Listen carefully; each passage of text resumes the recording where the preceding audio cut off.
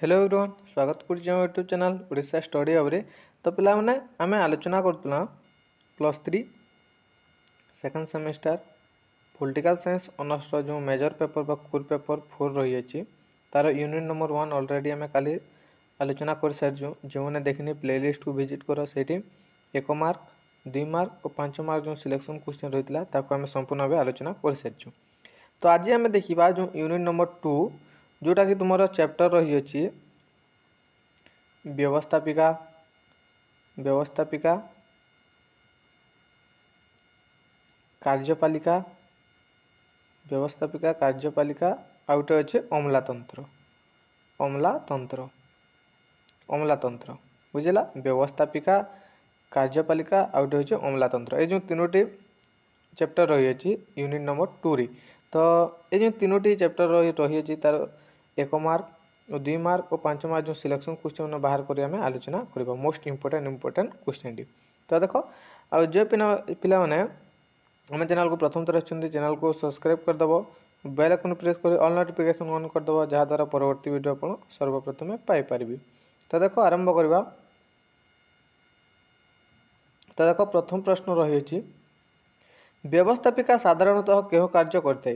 तो प्रश्न अछि पिला माने व्यवस्थापिका साधारणतः क्यों कार्य करते पिला माने ना आईन प्रणयन कार्य करते। व्यवस्थापिका साधारणतः आईन प्रणयन कार्य करिथाई। नेक्स्ट क्यों देश को संसदीय व्यवस्थार जननी बोली कहा जाते पिला माने इंग्लैंड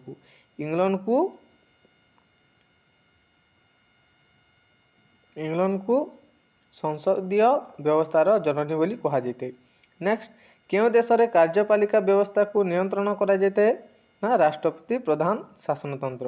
तो देखो पिला माने क्यों देश रे कार्यपालिका व्यवस्थापिका को नियंत्रण करिथाई। तो राष्ट्रपति प्रधान शासनतंत्र राष्ट्रपति प्रधान शासनतंत्र देश रे कार्यपालिका व्यवस्थापिका को नियंत्रण करिथाई। नेक्स्ट दुई सदनीय व्यवस्था कौन पिला माने सॉरी एटा देखो जो देश रे व्यवस्थापिका रे दुईटी सदन थाए ताहाकू दुई सदनीय व्यवस्था बोली कहा जाते। जो देश रे व्यवस्थापिका रे दुईटी सदन थाए ताहाकू दुई सदन व्यवस्था बोली कहा जाते।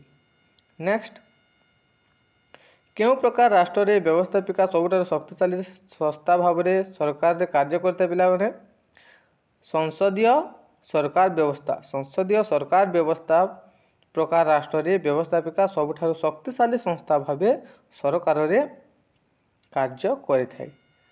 तो परवर्ती प्रश्न अछि देखो इंग्लैंड पार्लियामेंट रो उच्चतम गृह को कौन कहा जाए। इंग्लैंड जो पार्लियामेंट रो उच्चतम गृह को कौन कहा जाए ताकू लॉर्ड सभा बोली कहा जाते। लॉर्ड सभा पिला माने लॉर्ड सभा बोली कहा जाते Lord house Lord house English री। नेक्स्ट रूसिया रो व्यवस्थापिका सभा केते सदन विशिष्ट 1 सदन विशिष्ट पिला माने रूसिया रो जो व्यवस्थापिका सभा केते सदन अटे ना 1 सदन अटे।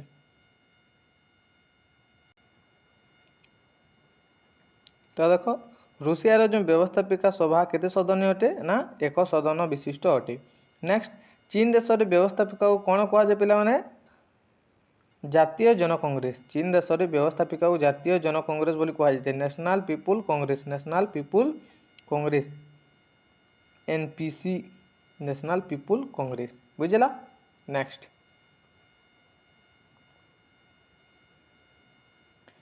एक गणतंत्र राष्ट्र रे व्यवस्थापिका को अन्य अर्थ रे कौन कहा जाते पिला माने ना प्रतिनिधिमूलक सभा बोली कहा जाते। एक गणतंत्र राष्ट्र रे व्यवस्थापिका को अन्य अर्थ रे प्रतिनिधिमूलक सभा बोली कहा जाते। परवर्ती प्रश्न अछि एक प्रभुत्ववादी शासन व्यवस्था रे व्यवस्थापिकार स्थिति कौन। एक प्रभुत्ववादी शासन व्यवस्था रे व्यवस्थापिकार स्थिति होची कार्यपालिका नियंत्रित गृह। तो परवर्ती प्रश्न अछि जोटा कि एक प्रभुत्ववादी शासन व्यवस्था रे आईन प्रणयन क्षमता कहा हाथ रे न्यस्त था पिला माने। तो देखो एक प्रभुत्ववादी शासन व्यवस्था जो रहिता है तो सही आईन प्रणयन क्षमता कहा हाथ रे ना सर्वमय कर्ता हेड ऑफ द स्टेट सर्वमय कर्ता को हाथ रे न्यस्त थे जोटा कि हेड ऑफ स्टेट बा राज्य रो जो हेड थंती तांको हाथ रे। नेक्स्ट साधारणतः कार्यपालिकार मुख्य कार्य कौन? आईन कार्यकारी करवा। आईन कार्यकारी करवा होची कार्यपालिकार मुख्य काम। नेक्स्ट रही युक्तराष्ट्र अमेरिका रे की प्रकार कार्यपालिका रही पिला माने? राष्ट्रपतीय कार्यपालिका, प्रेसिडेंटल एग्जीक्यूटिव। तो युक्तराष्ट्र अमेरिका रे राष्ट्रपतीय कार्यपालिका न्यस्त अटे। नेक्स्ट स्विट्जरलैंड रे की प्रकार कार्यपालिका रही? तो स्विट्जरलैंड रे बहुलवादी कार्यपालिका रही पिलाने, प्लूराल एग्जीक्यूटिव। तो अभी आम देखा 2 मार्क जो रही है मोस्ट इंपोर्टेंट क्वेश्चन मन देखा। देख तो प्रथम प्रश्न को आम आलोचना करवा जोटा कि व्यवस्थापिकार अर्थ कौन? What is legislature? तो देख व्यवस्थापिका कौन? तो निर्वाचित प्रतिनिधि द्वारा जो आईन प्रणयन करी कार्य संपादन करुवा संस्था को व्यवस्थापिका बोली कहुए। तो निर्वाचित प्रतिनिधि द्वारा जो आईन प्रणयन करी कार्य संपादन करुवा संस्था को व्यवस्थापिका बोली कहुए। पिला माने एटा मोस्ट इंपोर्टेंट 1 मार्क भी रही जिवो। देख व्यवस्थापिका कौन क्या कहुए लिखिदे। तुम्हें प्रश्न आसले तुम्हें लिखिबो कि निर्वाचित प्रतिनिधि द्वारा जो आईन प्रणयन करी कार्य संपादन करुवा संस्था को व्यवस्थापिका बोली कहुए। एटा लिखिदेव 1 मार्क तुमर आसीजिवो। नेक्स्ट देख रही एक गणतंत्र राष्ट्र रे व्यवस्थापिकार प्रमुख कार्य करते। तो ये जो व्यवस्थापिका एक गणतंत्र राष्ट्र रे व्यवस्थापिकार मुख्य कार्य करते। लोक प्रतिनिधि माने व्यवस्थापिकार सभार मुख्य सभा सभ्य होइतांती। तो लोक प्रतिनिधि माने व्यवस्थापिका सभार प्रमुख सभ्य होइतांती। केतेक देश रे 2 सदनीय व्यवस्थापिका थिबा बेले आउ केतेक राष्ट्र रे 1 सदनीय व्यवस्था रहिताय। तो बुझेला केतेक देश रे 2 सदनीय व्यवस्था रहितिबा बेले आउ केतेक राष्ट्र रे 1 सदनीय व्यवस्था मध्य रहिताय। तो क्लियर हैला। तो परवर्ती प्रश्न देखिबा 2 सदनीय व्यवस्था कौन पिला माने? तो देखो जो राष्ट्र रे आईन प्रणयन पाई व्यवस्थापिका रे 2टी कक्ष थाई। तो जो राष्ट्र रे आईन प्रणयन करबा पाई व्यवस्थापिका रे 2टी कक्ष थाए बा 2टी ताहाकू 2 सदनीय व्यवस्था बोली कहुए। तो गोटे सदन जनप्रतिनिधि मानक नहीं गठित होता बेले अन्य सदनटी राज्य मानक प्रतिनिधि किंबा पारंपरिक स्थायी गृह होते। जेपरिक इंग्लैंड पार्लियामेंट रे लॉर्ड सभा पारंपरिक गृह एवं कॉमन सभा जनप्रतिनिधि संभालित गृह अटे। तो बुझेला एटा। तो गोटे सदन जनप्रतिनिधि मानक द्वारा नहीं गठित होता बेले अन्य सदनटी राज्य मानक प्रतिनिधि को नहीं गठित होता है। क्लियर है एटा 2 सदनीय व्यवस्था कौन कौन बुझला। देख 1 सदनीय व्यवस्था कौन? तो ये आम देखा 1 सदनीय व्यवस्था कौन? तो जो राष्ट्र रे गोटे कक्ष द्वारा आईन प्रणयन होता है ताहाकू 1 सदनीय व्यवस्था बोली कहुए। तो जो राष्ट्र रे गोटे कक्ष बा आईन प्रणयन होता है ताहाकू 1 सदनीय व्यवस्था बोली कहुए। एवं देशर नीति निर्धारण होई ताहाकू एवं देशर नीति निर्धारण करिथाई ताहाकू 1 सदनीय व्यवस्था बोली कहुए।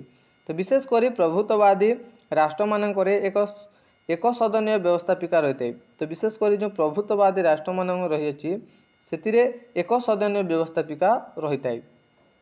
चीन, पोर्तुगाल, पोलैंड, रूसिया इत्यादि राष्ट्र मानकरे 1 सदनीय व्यवस्थापिका देखा मिले। तो फॉर एग्जांपल चीन, पोर्तुगाल, पोलैंड, रूसिया इत्यादि राष्ट्र मानकरे 1 सदनीय व्यवस्थापिका रही अछि। एटा मन रखबो एग्जांपल दे देबो। नेक्स्ट व्यवस्थापिकार प्रमुख कार्य सब कौन? तो व्यवस्थापिकार जो प्रमुख कार्य सब अच्छी ताहा कौन कौन? तो देख व्यवस्थापिका हूँ सरकार 3टी अंग मध्य एक अंग। तो व्यवस्थापिका हूँ सरकार जो 3टी अंग रही से 3टी अंग मध्य गोटे अंग हूँ व्यवस्थापिका। तो विशेषकर गणतंत्र राष्ट्र मानक गुरुत्वपूर्ण कार्य करते। तो विशेषकर गणतंत्र राष्ट्र मानक व्यवस्थापिका को गुरुत्वपूर्ण कार्य करते। तो आईन प्रणयन करवा, देशर नीति निर्धारण करवा, आर्थिक नियंत्रण करवा, संविधान संशोधन करवा एवं जनसाधारण को समस्यार समाधान करवा यार मुख्य कार्य अटे। तो बुझेला यार प्रमुख कार्य व मुख्य कार्य कौन कौन? तो देख आईन प्रणयन करवा, देशर नीति निर्धारण करवा, आर्थिक नियंत्रण करवा, संविधान संशोधन करवा एवं जनसाधारण समस्या समाधान करवा यह हूँ तार प्रमुख बा मुख्य कार्य। तो संसदीय गणतंत्र व्यवस्था व्यवस्थापिका मंत्रिमंडल सृष्टि करवा एवं प्रधानमंत्री चयन कर कार्य करें। तो संसदीय गणतंत्र व्यवस्था ये जो व्यवस्थापिका मंत्रिमंडल सृष्टि करवा एवं प्रधानमंत्री चयन कर कार्य करें। किए व्यवस्थापिका बुझेगा। नेक्स्ट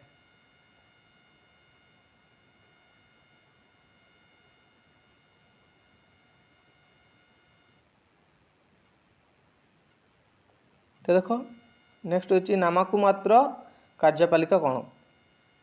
तो संसदीय गणतंत्र रे कार्यपालिका क्षमता विहीन होते कारण देशर समस्त क्षमता संसद उपरे न्यस्त थाए एवं संसदर सृष्टि होता मंत्रिमंडल एवं प्रधानमंत्री समस्त क्षमता उपभोग करते जेपरिक इंग्लैंड राजा राणी भारतर राष्ट्रपति इत्यादि नामकु मात्र कार्यपालिका अंतर्भुक्त।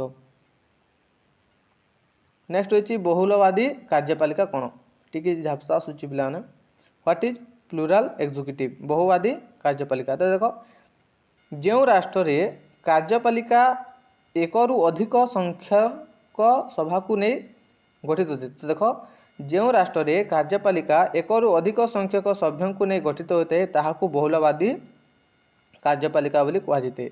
साधारणतः स्विट्जरलैंड 7 जणिया गोष्ठी को कार्यपालिका कहुए। स्विट्जरलैंड रे 7 जणिया गोष्ठी को कार्यपालिका बोली कहुए। स्विट्जरलैंड रे एथिरे दलर अनुपातिक प्रतिनिधि माने अंशग्रहण करथांती। परवर्ती प्रश्न अच्छी देख एकक कार्यपालिका कौन। तो जिते बेले एक राष्ट्र रे जड़े प्रतिनिधि जड़े व्यक्ति हाथ में समस्त कार्यपालिका क्षमता न्यस्त थाए ताहाकू एकक कार्यपालिका बोली कहुए। तो देख जिते बेले एक राष्ट्र रे जड़े व्यक्ति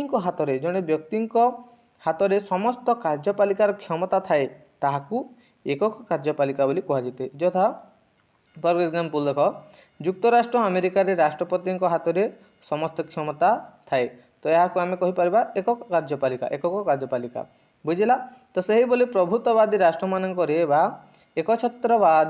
एकछत्रवादी राष्ट्र मानक एकक कार्यपालिका देखा मिली थाए। नेक्स्ट वंशानुक्रमिक कार्यपालिका कौन। वंशानुक्रमिक कार्यपालिका तो वंशानुक्रमिक नियम अनुसार राष्ट्र मुख्य पदवी लाभ करे यहाँ को वंशानुक्रमिक कार्यपालिका बोली कहुए। एठारे राष्ट्र मुख्य को राजा बा राणी बोली कहुए। विशेषकर राजवंश शासन स्वेच्छाचारी वंशगत शासन यार निदर्शन अटे। फॉर एग्जांपल राजा शासन नेपाल जापान हॉलैंड बेलजिस्तान आदि देश में ए प्रकार कार्यपालिका देखा मिलता।